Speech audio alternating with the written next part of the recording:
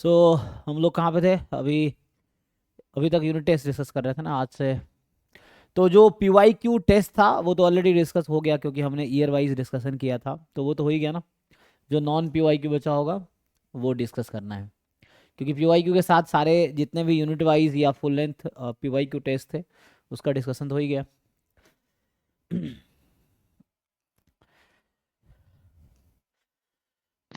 Sir ये total नम PYQ कितने test upload होंगे फुल लेंथ? कितने? एफएलटी कितने अपलोड होंगे टोटल एग्जाम तक? क्या कितने डिस्कशन होंगे ऐसे पूछ रहे हो? नहीं, ऐप पे कितने अपलोड होगा ये पूछ रहे हैं। 100 का प्लान तो है, लेकिन देखो कितना हो पाता है। ये है, क्योंकि वो है ना, शायद लोग लगे हुए हैं बनाने में। अगर नहीं भी हुआ तो तुम आराम से, तुम 20 30 40 ढंग से कर लोगे, भी एनफ है। ठीक है।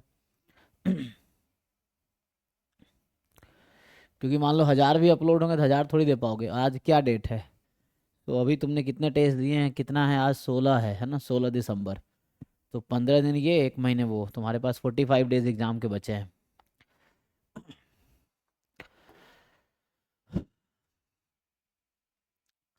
तो अल्टरनेट डे पे फुल लेंथ टेस्ट दोगे, ये भी ठीक है। एक दिन टेस्ट दो, फिर एनालाइज करो, जो कमियां हैं उस पर काम करो, फिर अगला टेस्ट दो।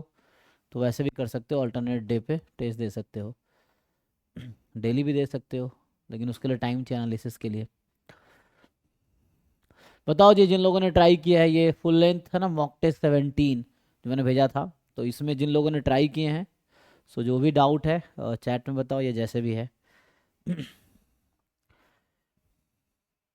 फुल लेंथ का शायद सॉल्यूशन भी है ना? फुल लेंथ का सॉल्यूशन है कि नहीं इसका? रिटर्न सॉल्यूशन होगा, हाँ सर, है इसका है ना? इसका है, सबमिट कीजिए आप, उसके बाद है। अच्छा अच्छा, ये सबमिट नहीं हुआ अभी ना, ओके।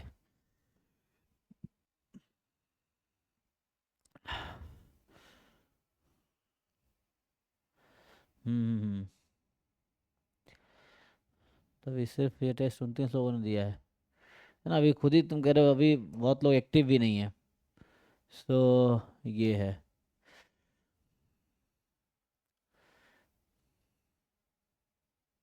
हाँ तो है ही इसमें, तो बताओ जो भी क्वेरी है बताओ, क्योंकि सॉल्यूशन तो ऑलरेडी है ही। पहले खुद से सॉल्व करो, फिर इनका सॉल्यूशन देखो, और फिर जो तुम्हें लगता है तुम्हारी जो टॉपिक वीक है उसको थोड़ा स्टडी करो, पढ़ो, है ना? और फिर भी नहीं होता है तो पूछो। ये है। तो 12 नंबर क्वेश्चन में क्या है?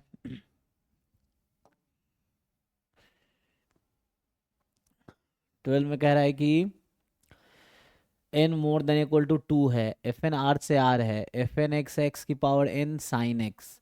तो x बराबर 0 पे लोकल मैक्सिमा है अगर n इवन है, लोकल मैक्सिमम है अगर n ऑड है, लोकल मिनिमा है n इवन है, लोकल मिनिमा है n ऑड है।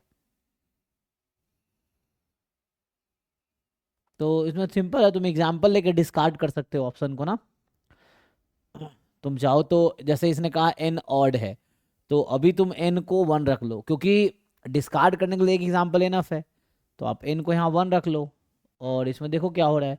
तो इसने क्या सॉल्व किया है, इसने जनरल प्रूफ करने की कोशिश की है। ओके, n इवन है तो x नेगेटिव होगा तो ये नेगेटिव आएगा, पॉजिटिव होगा तो पॉजिटिव आएगा, सही है। तो नाइदर मैक्सिमा नॉर मिनिमा, है ना? ये वैसे ही हो गया जैसे क्या कर रहा है, x को एप्साइलॉन ले लिया है ना, तो प्लस एप्साइलॉन पे ये वैल्यू जो होगी वो पॉजिटिव आएगी, और माइनस एप्साइलॉन पे वैल्यू क्या आएगी, नेगेटिव आएगी। तो इसका मतलब है 0 पे नाइदर मैक्सिमा नॉर मिनिमा है, क्योंकि F0 0 आएगी। तो इसमें क्या डाउट है, इसमें क्या पूछना चाहते हो? इजी तो है।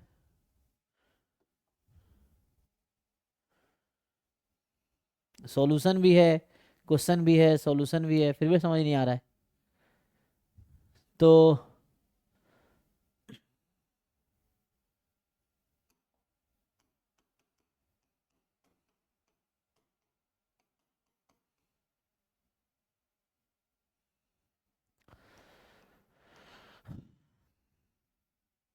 सिंपल तो है, मान लो n को 1 रख देता हूँ, तो एफ एक्स हो गया x साइन एक्स, या अभी चलो n को 2 रख लेते हैं, तो x स्क्वायर साइन एक्स हो गया। अब ये है कि F of epsilon, epsilon very small positive real number है जो जीरो के नेबरहुड में है, तो क्या दिक्कत है, epsilon square sine epsilon, sine positive है, साइन का ग्राफ पता ही है, तो जीरो से राइट नेबरहुड में है ना, पॉजिटिव, तो ये पॉजिटिव है, मतलब जो कि, तो इसका मतलब है F plus epsilon more than है एफ जीरो से, वैसे ही एफ माइनस एप्साइलॉन निकाल लो, तो जब माइनस एप्साइलॉन निकालोगे तो ये आएगा minus epsilon square sine epsilon, जो कि नेगेटिव हो जाएगा, तो इसका क्या मतलब है,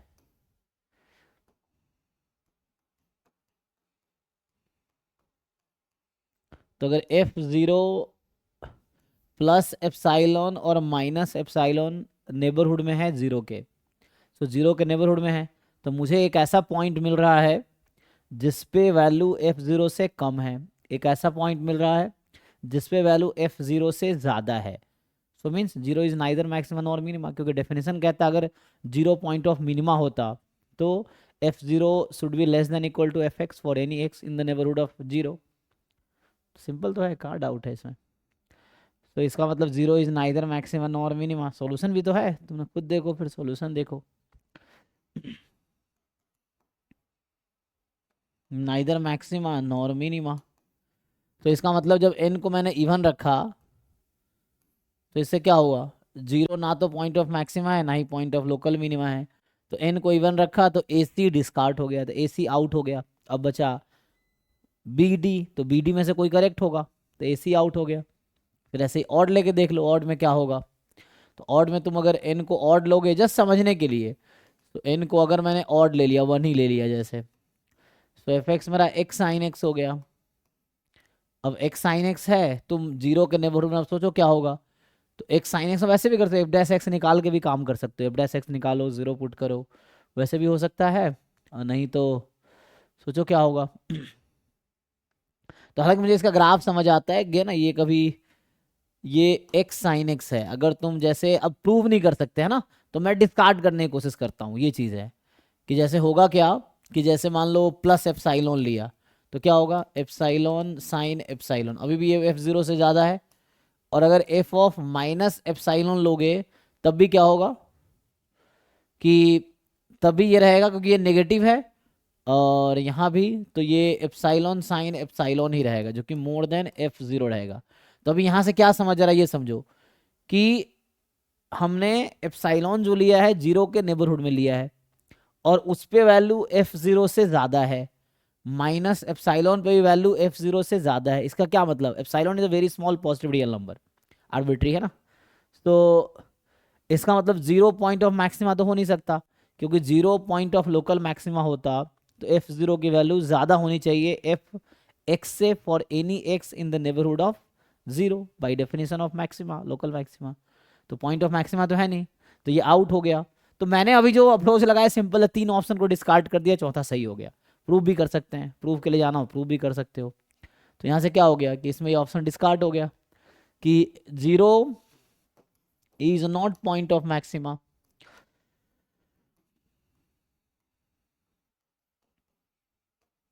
और इसीलिए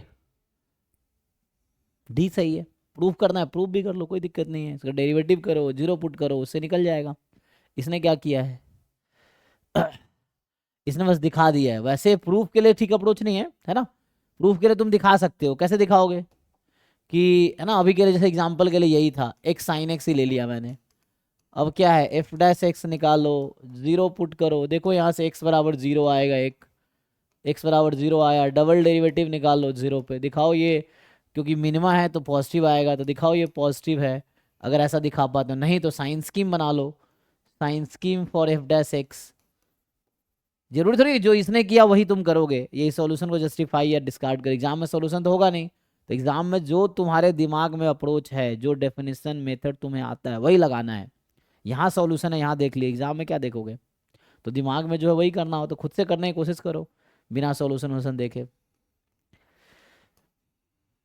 बाद में सॉल्यूशन सबसे एंड में देखना होता है, यहाँ पे जीरो है दिखा दो कि इधर तुम्हारे पास नेगेटिव यहाँ पॉजिटिव है, तो हो जाएगा पॉइंट ऑफ लोकल मिनिमा, इससे दिखाओ ट्राई करके देखो, ये है, एनीवे नेक्स्ट क्वेश्चन पे आते हैं। सर क्वेश्चन 13 उसमें दोनों कन्वर्जेंट है, उसका देखिए ना ऑप्शन।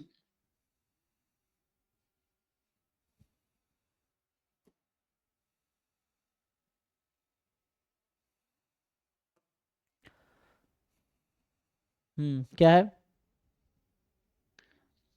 दोनों कन्वर्जेंट है वो तो कर लिए, बट ऑप्शन डी कर दिए थे तो बहुत कन्वर्ज कर रहा है ना। अच्छा, तो ये लिखने में इसने वो गलत डाइवर्ज होगा ना ऑप्शन। बोथ डाइवर्ज, वो तो लिख टाइपोज है। तो इसमें जो है इसमें क्या होगा, ए सही है तो डी गलत होगा, तो लिखने में गलती किया है। तो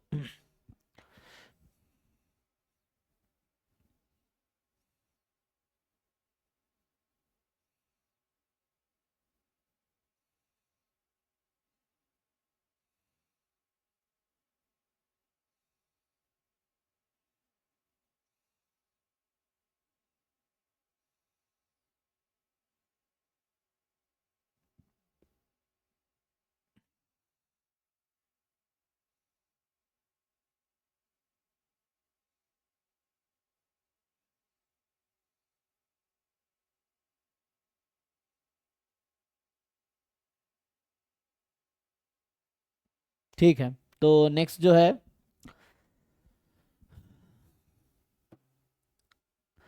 15।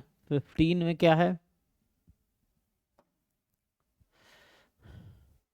The volume of the solid generated by rotating the reason bounded by this and this around x axis. तो क्या दिक्कत है? तो इसमें जो होगा एक्चुअली, तो क्लास में सब कराया नहीं है, सिंपल है कि दो कर्व के बीच का है। तो क्या होगा इसमें कि ग्राफ कैसा भी हो, y बराबर बाउंडेड बाई वाई बराबर 2x² एंड एक्स क्यूब। तो एक्स क्यूब वाला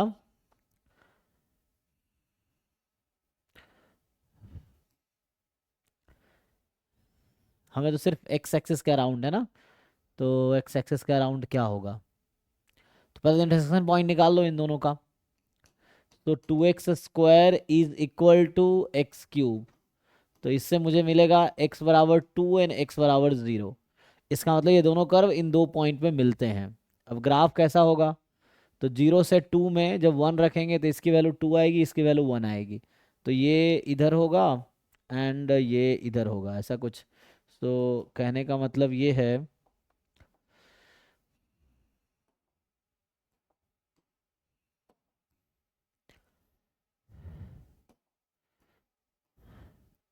ये है ना। तो ग्राफ क्या है, एक्स क्यूब का ग्राफ कैसा होता है रफली? यही, जैसे एक्स क्यूब ये है, और जब इसका ग्राफ बनाओगे तो 2x² कुछ ऐसा जाएगा। इट्स नॉट लाइन, ये कहना चाह रहा हूँ, इस तरह से कुछ होगा इसका भी। तो ये है, यहाँ पे 2 है। तो इसको रिवॉल्व करो, इसको घुमाओगे तो क्या होगा? तो यही वाला कर्व दोबारा बनेगा। ये है इस तरह से। तो इस तरह से बनेगा जो भी है रफली, मतलब यहाँ पे तो ग्राफ ऐसा हो गया, सिमेट्रिक नहीं हुआ। तो है ना, ये चलता रहेगा इस तरह से। तो क्या दिक्कत क्या है? जैसे मान लो ये क्या होता है, पाई वाई, एक वाई है एक वाई, मान लो ये y2 y1 है। तो हम लोग एक कर्व के अलोंग कैसे निकालते थे? पाई वाई स्क्वायर डी एक्स, यही होता था वॉल्यूम ऑफ रोटेशन। मान लो y2 है minus pi Y square D X, यहाँ y1 कर दो। तो ये y2 ऊपर वाले को बोल दो, ये y2 है, ये y1 है। ठीक तो है, इस बीच के ये वाला निकालना है। तो यहाँ पे ऐसा करना पड़ेगा, दिस माइनस दिस, क्योंकि हम लोग वॉल्यूम जब पहले वाले कर्व को रोटेट करेंगे तो वॉल्यूम क्या आ रही है, माइनस जो लोअर कर्व है उसको रोटेट करेंगे तो वॉल्यूम क्या आ रही है। तो उससे आ जाएगा, वही तो लगाया उन्होंने। देखो जब इस तरह से केस होगा, एरिया में तो ऐसा करते थे ना, एरिया में क्या करते थे, वाई डी एक्स है ना, तो y2 D x y1 D x हो गया। तो लगाओ, इसमें क्या दिक्कत है, बहुत सेम तो है। Apply this. Okay sir. जब एरिया निकालते वही करते ना, upper curve minus lower curve, वही करते थे, f x minus g x d y d x.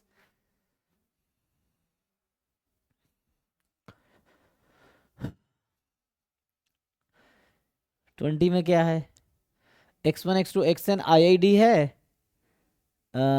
Sn तुम्हारे पास ये है x1 x2 xn, तो बताओ E of x1 given xn क्या होगा।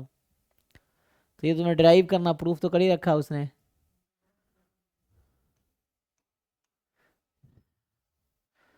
सो यहाँ पे x1 x2 xn IID है, E of x1 given Sn अभी के लिए मान लो Sn बराबर t मान लेते हैं फॉर एग्जाम्पल।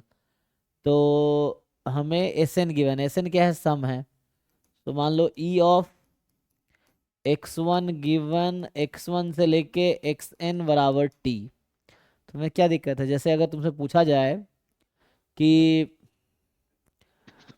सर इसको वैसे किए थे जैसे IID है तो x1 प्लस x2 ऐसे करके n और y Sn 1 हो जाएगा ना, इस तरह से। 1 कैसे तो हो ये जाएगा, आंसर नहीं आ रहा था। गिवन और डिवीजन में तुम्हें कोई डिफरेंस नहीं पता है, अपॉन में और गिवन में कोई डिफरेंस नहीं है।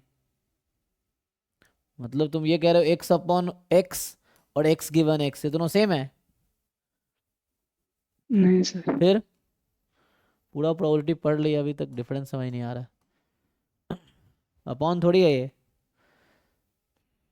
x1 x2 xn given x1 x2 xn is equal to t। बताओ कोई किसके इक्वल आएगा ये। या मैं अगर ऐसा पूछूं तुम लोगों से कि मान लो ऐसा रहता है expectation of Sn given Sn is equal to t, कितना आएगा। 1 कैसे आएगा, टी आता है सर। अपॉन थोड़ी है। अब वही तो समझा रहा हूँ, अपॉन में और गिवन में डिफरेंस है। ये होगा जो मैं कह रहा था, x अपॉन x है तब जाके 1 होगा, कि expectation of x upon x 1 है, और तुमसे पूछता है expectation of x given x बराबर 2, तो ये भी 1 ही आएगा। अबे उल्लू, ये 2 आएगा, ठीक है, जो यहाँ दिया हुआ है।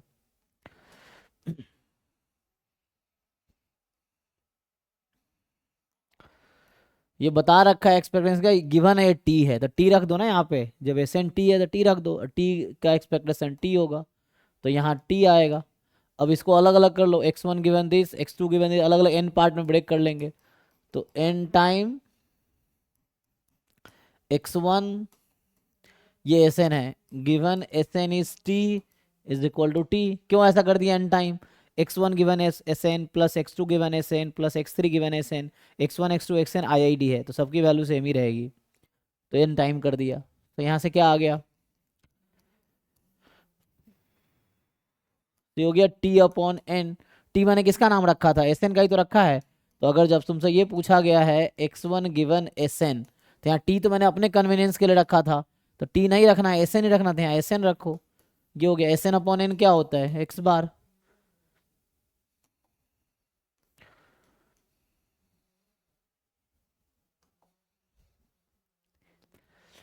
ठीक है, नेक्स्ट क्वेश्चन पे आते हैं। जैसे x बार लिखा हुआ है, इसमें कहाँ दिक्कत है, उसमें तो वही लिखा हुआ है।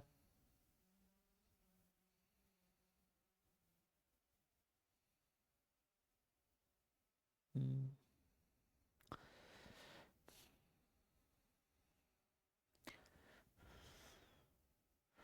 20 के बाद क्या है, 15 20 ना, 47 41। तो 41 का number of solution of the equation. तो बताओ भाई, ग्राफ वड़ा बनाना आता है, लेफ्ट साइड का ग्राफ अलग बनाओ, राइट साइड का ग्राफ अलग बनाओ, वो भी ग्राफ ही बनाया है। तो graph of this and this do not intersect each other, therefore no solution. Sine versus X का ग्राफ बनाना आता है भाई, किसको डाउट है, क्यों डाउट है इसमें, तो आसान है। और mod x plus mod x minus 1 plus mod x plus 1, तो ग्राफ कैसे बनाओगे, 3 पार्ट में ब्रेक कर लो अगर नहीं समझ आ रहा है सीधा सीधा तो, वो करके।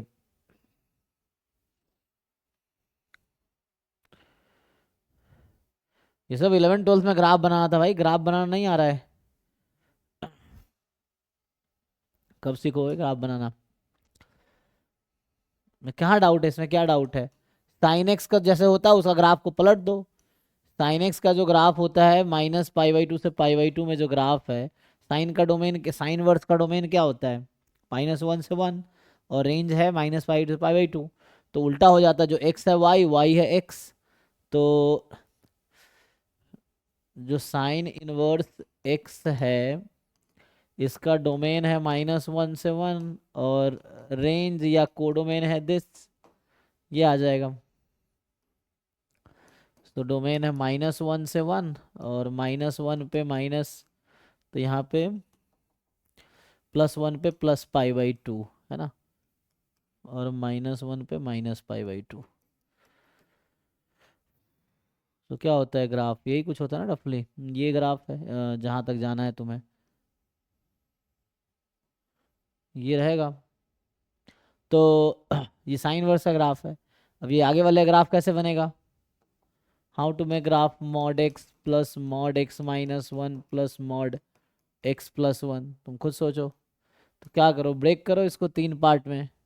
इसका क्रिटिकल पॉइंट क्या है, 0, एक का -1, एक का 1। तो इसको ब्रेक करो 3 पार्ट में। जब -1 से छोटा है तो क्या है, -1 से 0 में है तो क्या है, 0 से 1 में है तो क्या है, और 1 से 2 में है तो क्या है। हमें तो मतलब इसी से है, हमें बस इसी रीजन में मतलब है। क्यों, क्योंकि हमारा यहाँ डोमेन क्या है, -1 से 1 है। तो हमें ग्राफ तो मेनली -1 से 1 में ही बनाना है, देख लो। सो -1 से 1 के बीच में ग्राफ बना लो इसका। तो -1 से 1 के बीच में ग्राफ क्या होगा इसका, सो जब x -1 और 0 के बीच में है, -1 और 0 के बीच में है, तो ये नेगेटिव रहेगा, इसका क्रिटिकल पॉइंट 1 है। ये भी नेगेटिव रहेगा, ये पॉजिटिव रहेगा। तो सिंप्लीफाई करो, कितना आएगा, तो -x +1 -6। हाँ तो बनाओ ना, जो भी आ रहा बनाओ, ग्राफ बनाओ, वैसा ग्राफ बनेगा, ठीक है। जो भी आएगा -1 से 0 में उसका ग्राफ बनाना, लाइन आएगा, ठीक है, लाइन बनाना आता होगा। यहाँ जो भी आएगा 0 से 1 में, देखो इसकी वैल्यू क्या आएगी, पॉजिटिव नेगेटिव देख के जो भी आए ग्राफ बनाओ। इसकी ज़रूरत नहीं है हमें, इसकी ज़रूरत नहीं, हमें इन दोनों ज़रूरत है। ग्राफ बनाओ तो इसमें ऐसा कुछ ग्राफ आ जाएगा, शायद यहाँ ऊपर चला जाएगा, इस तरह से कुछ आएगा जैसे बता रहा है वो भी 2 पे आएगा। तो एक ग्राफ ऐसा होगा 0 से 1 वाले में, और ये वाला आएगा, और ये ग्राफ है उसका -1 से 1 में, कहीं कट रहा है इसमें, तो इसका ग्राफ इतना, इसलिए नो सॉल्यूशन है। तो ये ग्राफ है -1 से 1 में राइट वाले पार्ट का, ये ग्राफ है लेफ्ट वाला, कोई कट ही नहीं रहा, क्योंकि ये 2 है तो इसकी वैल्यू 2 से ज़्यादा है, और इसकी वैल्यू π/2 से ज़्यादा हो ही नहीं सकती है, तो नो सॉल्यूशन।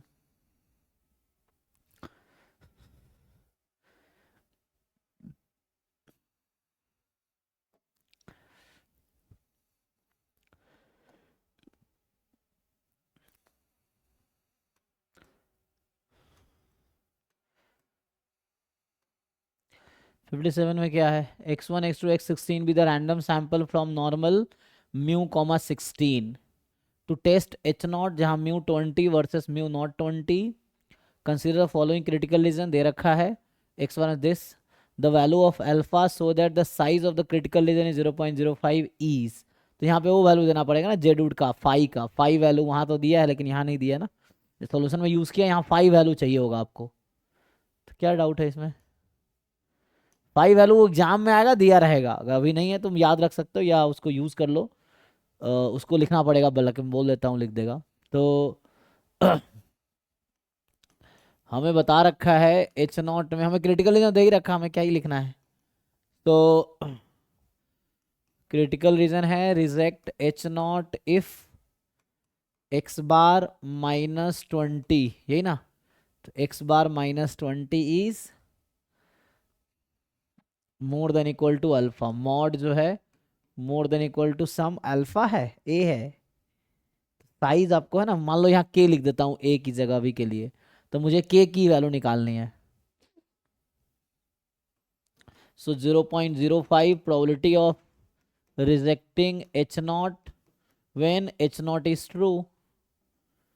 बताओ भाई, इस तरह के जैम में 50 क्वेश्चन नहीं थे, इस तरह के 50 से 100 क्वेश्चन ऐसे जैम में हर साल आए हैं, इसमें कहाँ डाउट आ रहा है। डाउट इसलिए क्योंकि सॉल्यूशन देखते हो, फिर सॉल्यूशन जस्टिफाई खुद से करो, सर आराम से हो जाए। इसमें क्रिटिकल रीजन x बार गिवन था, थोड़ा सा अलग दिख रहा था वहाँ पे। कहाँ गिवन है, कवर कहाँ दिख रहा है, वो सच दैट है, वो गिवन थोड़ी है। क्रिटिकल रीजन ऐसा है, एक्स बार नहीं है, वो तो वैल्यू ऑफ एक्स बार लिख रखा, वो मेनली होता है कि सैंपल एक्स बार लिख दिया उसने, एक्स सैंपल होता है such that x bar minus 20 mod more than equal to a, या के लिखना है के लिख लो, कोई दिक्कत नहीं, ये है एक्चुअली यहाँ पे हाँ ऐसा तो होगा। अब हो जाएगा, वही नहीं आ रहा था समझ कि ये सिंपल क्या यहाँ से हो दिया जाएगा। हुआ है। ओके तो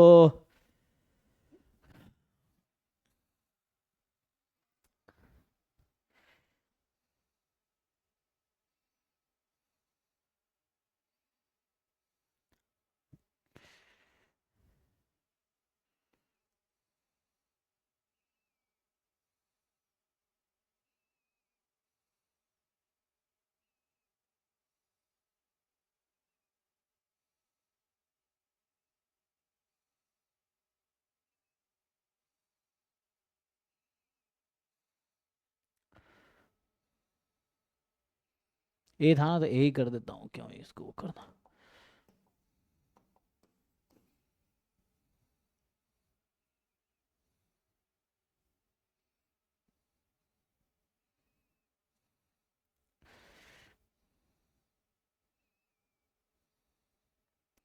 ठीक है, नेक्स्ट क्या है 60। तो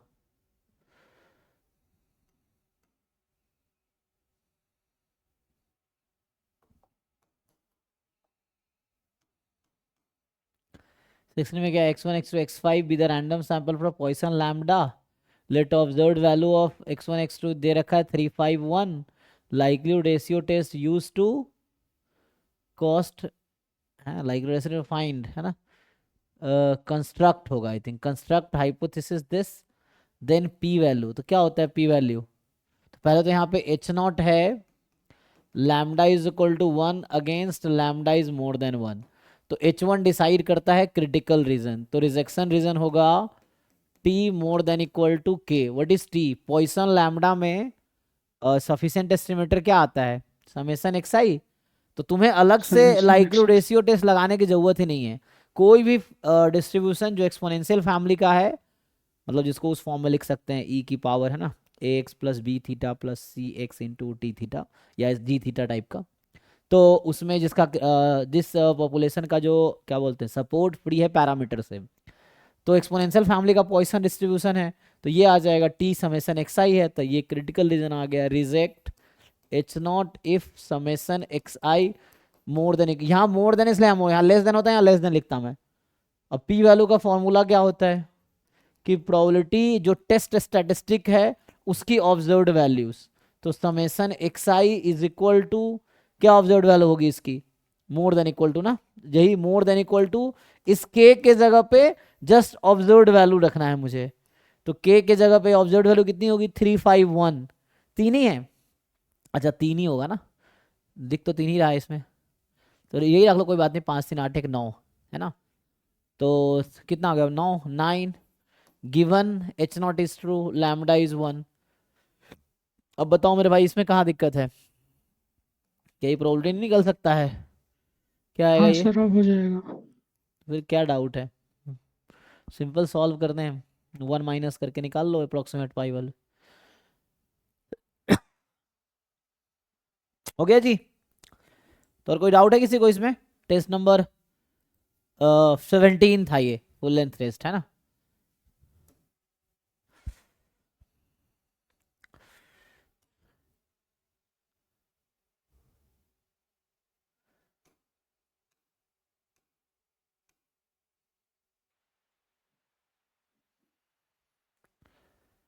सर हाँ जी, 28 नंबर क्वेश्चन नंबर देख लीजिए।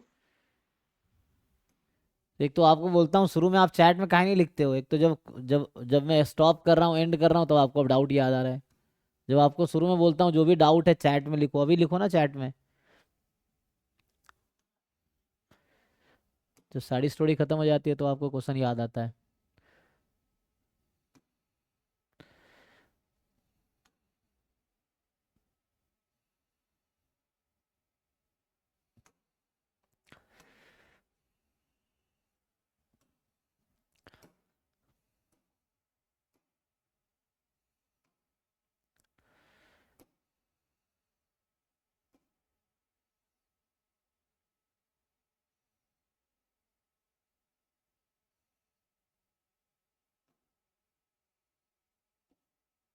उसमें ऑलरेडी सॉल्यूशन भी है, आप टेस्ट सबमिट करोगे उसमें सॉल्यूशन भी है, तो आप देखो। और जो भी डाउट एक बार चैट में एक साथ लिखो ताकि एक बार डिस्कस कर लेके करके।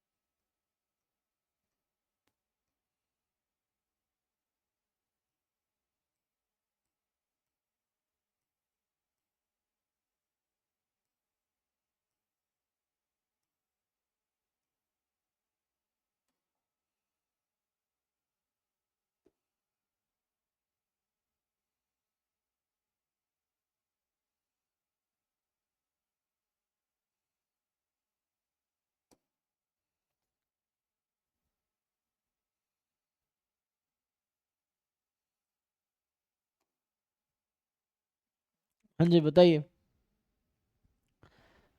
तो इसमें डायमेंशन का कॉन्सेप्ट नहीं लगा सकते?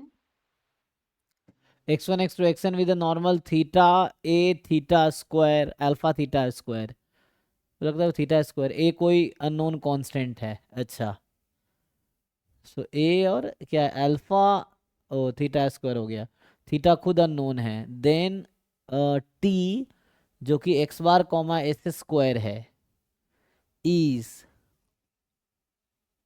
हम्म,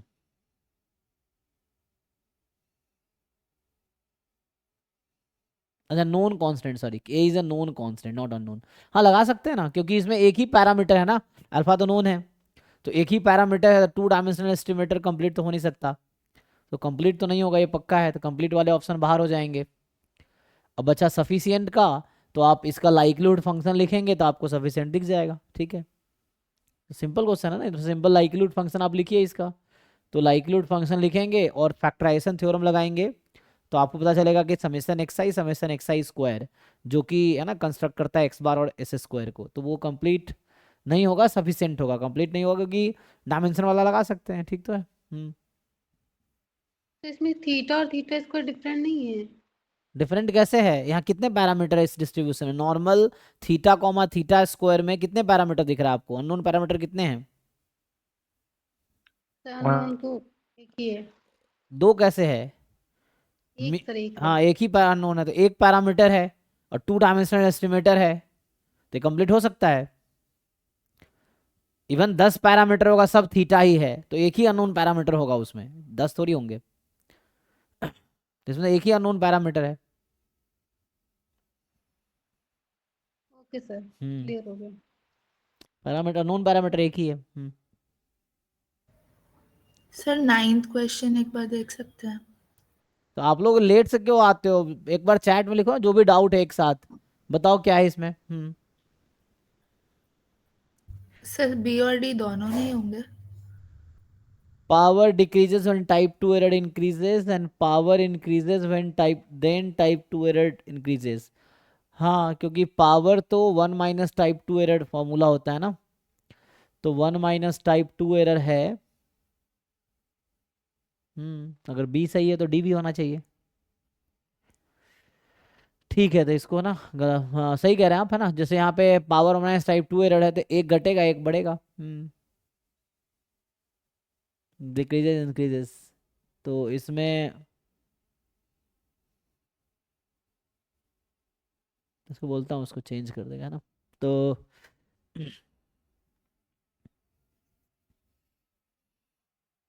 ये सब लिखने में टाइपिंग के मिस्टेक्स हैं ये सब, तो और किसी को कुछ डाउट है बताओ, जो भी इसमें क्वेरी है तो।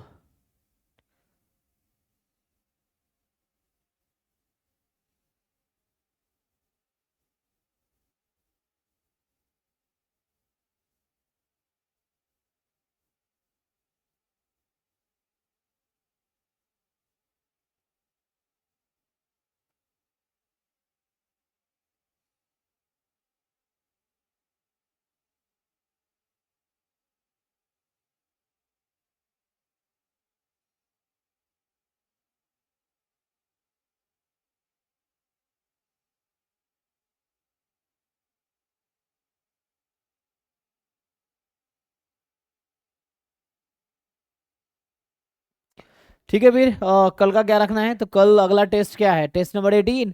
2 टेस्ट करके आओ क्योंकि सॉल्यूशन है, विद सॉल्यूशन है। ये मॉक टेस्ट 17 है ना, मॉक टेस्ट 18 और 19 दोनों करके आओ। तो कल की क्लास में जो डिस्कशन होगा 18 19 का होगा। सो क्योंकि उसमें है ना, सो जो फुल लेंथ टेस्ट 18 एंड 19 है ना, ये विथ सॉल्यूशन पोर्टल पे ही अपलोडेड है। सबमिट करोगे आपको सॉल्यूशन दिखेगा। तो पहले टेस्ट अटेम्प्ट करो, खुद से सॉल्व करो, जो क्वेश्चन नहीं हो रहा है फिर उनका सॉल्यूशन देखो, फिर भी समझ नहीं आ रहा डिस्कस करो क्लास। ठीक है, तो कल की क्लास टाइम यही रहेगी। आप 18 19 ट्राई करके आओ। चलो अभी के लिए स्टॉप करते हैं। सर एक कंसेप्चुअल डाउट था, पूछ सकते हैं? हाँ पूछो।